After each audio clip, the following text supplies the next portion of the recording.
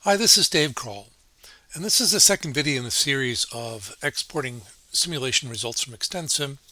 The first video focused on simply exporting the results. This is going to do some analysis.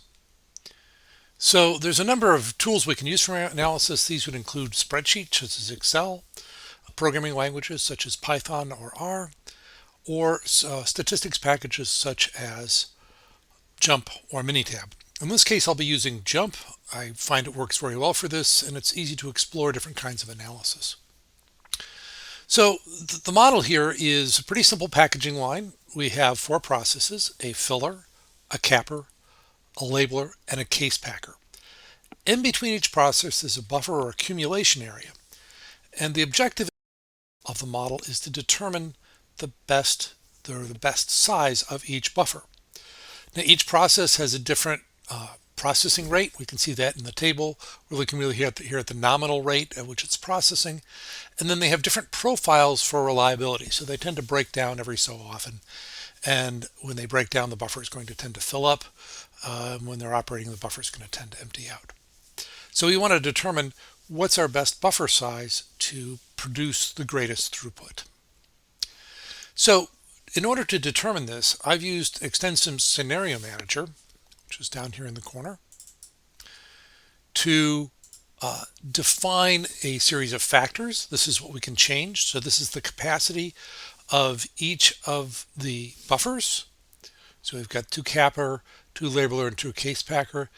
And then the responses, which what I really care about here is the throughput, or what's on the first row here. But I'm also going to capture the utilization of the filler, the capper, the labeler, and the case packer. Those are really secondary. What we really care about is our throughput in this case.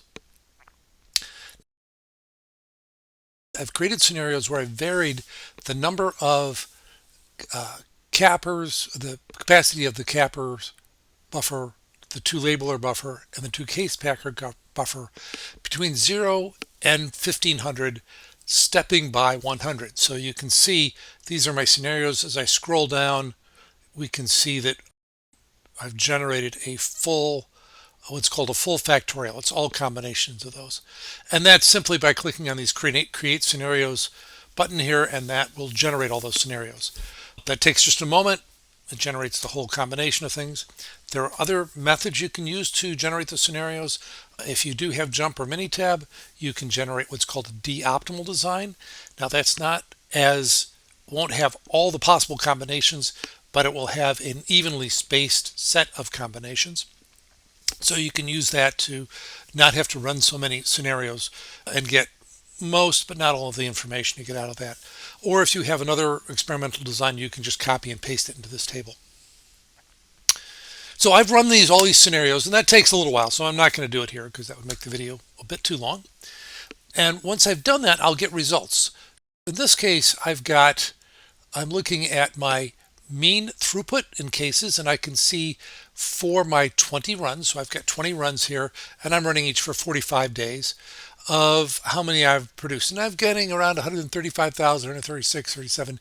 And it looks like I can see directly from here as I increase the case packer, it doesn't help anymore.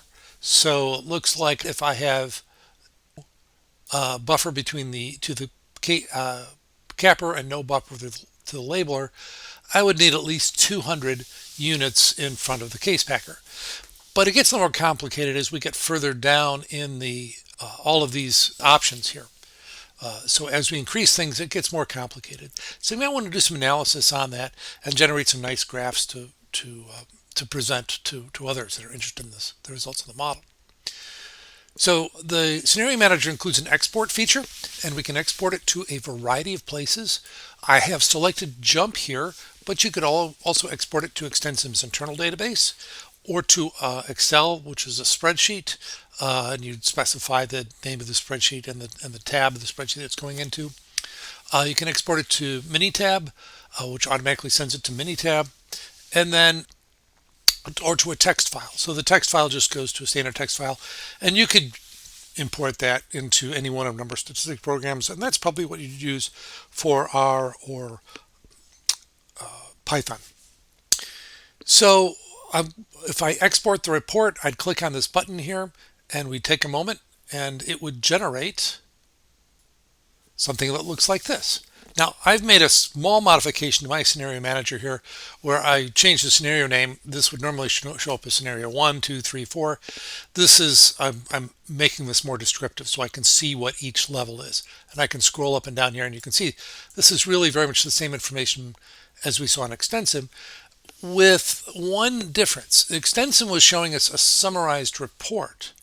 So what we were seeing in ExtendSim was the one row per 20 simulation runs, and we were seeing the mean, the variance, and other statistics about those runs. So let's just take a quick trip back to ExtendSim, and we can see what that looks like there in our scenarios. So here we had the mean throughput of cases. So this represents 20 runs. This is another 20 runs. So each one of these rows is 20 runs. And we can see additional details here if we want. So we could see all the results. We could see the mean throughput in cases averaged over those 21s, the variance, so that's the V in there, the standard deviation, and as we scroll on over, the maximum, the minimum, confidence interval, we specify the confidence level up here is 95%. So we can get a summary report right in ExtendSim. But for JMP to do its analysis, it's more useful to have each individual run. So in this case, we've got 20 rows per scenario. So these first 20 rows are all the same factor values, and they differ simply by having a different random number string. So we see our buffer sizes all at 0 here, then going up to 100, then 200, and so on all the way through the list. And I can scroll all the way down, and we actually end up with 81,000 some lines of data here to analyze. And we see our throughput for every result in our filler utilization, capper utilization, and labor utilization. So let's start with some analysis. And I usually like to start with a graph. So I'm going to start with the graph builder here. And we can drag some variables in here. What I really care about, or what's going on the y-axis, is the throughput. So we'll just put that in there and we can see what JMP thinks is a useful graph there. In this case, because we've got other dependencies going on, that's not real helpful. I can see what the maximum throughput was. It's a little less than 146,000, but I've got an awful lot of outliers down here. And what I want to do is capture what the contribution of each one of these inputs is to that. So first, I'm going to put our capper utilization, our capper capacity down here. And then I'm going to drop our labeler capacity down next to it. And let me make this a little bigger so we can see it better. I'm going to fill the window there. And then finally the case packer. And JMP has made a guess for us and said, well, I think you want to see a smooth line of the results. And that's useful. I can see now that it looks like the labeler capacity has a great deal of impact on the results, the capper the least, and the case packer somewhere in between. That's helpful. I can add to this by clicking on this button that's showing the individual observations. And now I'm seeing, yeah, I've got the smooth line here, but I've got a lot of outliers. So I can look in here and I can see if I select some of these outliers, we'll see, let me select that, some of those outliers. We can see that when I select low throughput in the case packer, I'm seeing that when my labeler is 0 or 100, it's selected those same data points. So I can start to see some relationships here. Let me change this now to a box plot, and this makes the outliers even more obvious. And maybe I want to rearrange how I'm looking at this. Let's group this by labeler. So I'm going to take my labeler right here. I'm going to drag that up to the group. So now I've grouped them by labeler, and I get a little more information. I can see how it really looks like I want my labeler up around 700 or so. It's a little hard to tell, but a little bit more there. Let me move my case packer over here to the overlay. We'll group it that way. We'll make it over here. And now I can see, it looks like I kind of want to be in this quadrant, which says I'm 400 to 700 for my case packer, 400 to 700 for my labeler, and my capper maybe around 100 to 200. That's all good information. It's still a little imprecise, but it gives us an idea of a relationship, gives us a face validation of the model that, yeah, as we're increasing the capacity of these buffers, we're increasing the throughput. That's what we'd expect. So this is all good stuff.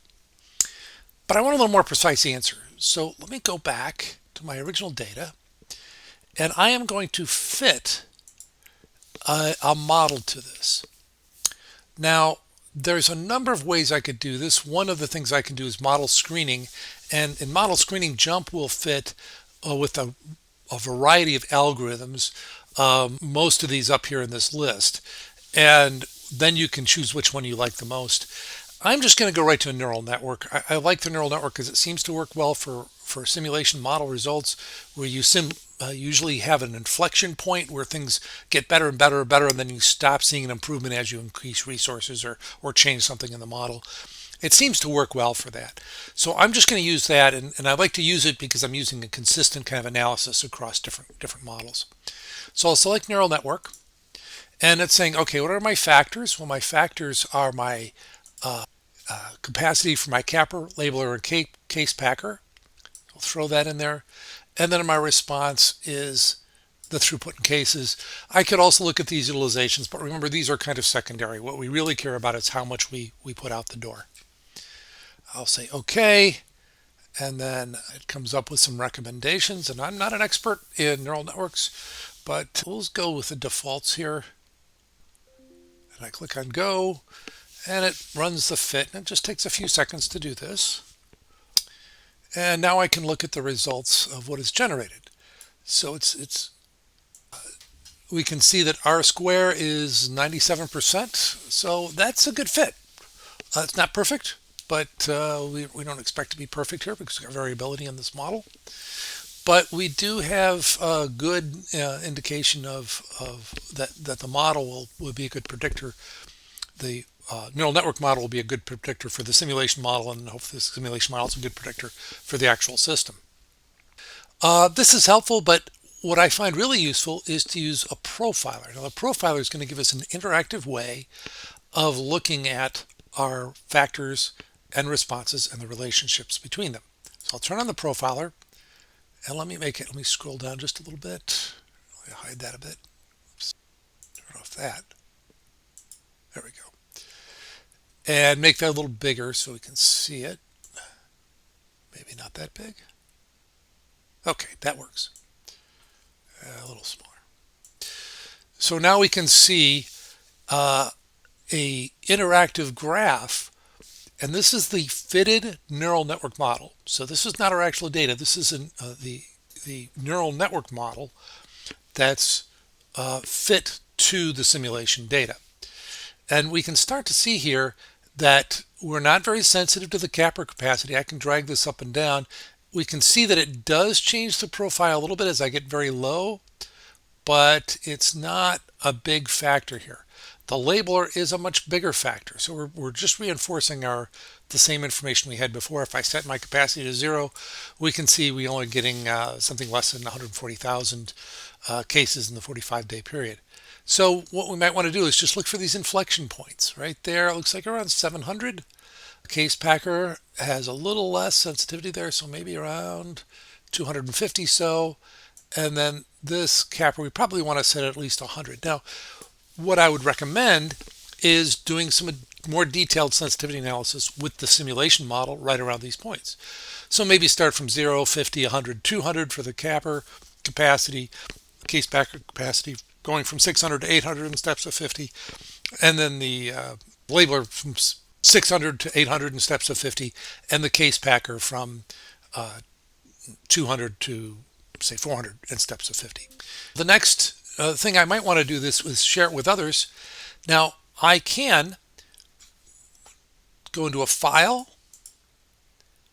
save as, and I can save this as a jump file and open it up if I have jump. But I can also save it as an interactive HTML. So if I save it here, I've already got a version of it, so I'll save that. And then what it produces is this web page, this HTML file with the same information on here, and the profiler is still available. So I don't need to have jump to do this analysis or to share this analysis. So thank you very much. Again, this is Dave Krahl. If you have other methods that you use to analyze simulation data such as this, please leave them in the comments. I'm very interested. This is what I've discovered really based on trial and error with JMP on my own. So I appreciate your comments. Thanks so much.